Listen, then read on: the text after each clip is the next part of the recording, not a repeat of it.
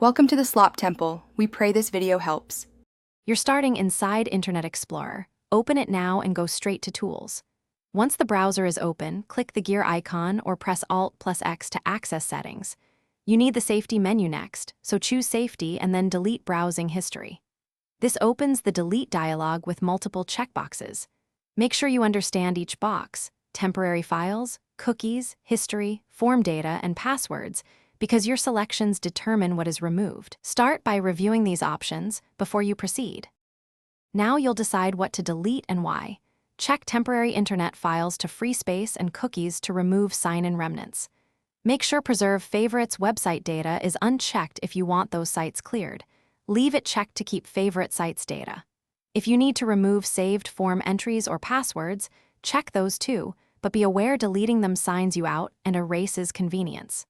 Once done, review your selections carefully because this step controls the depth of cleanup. Click Delete to start the removal.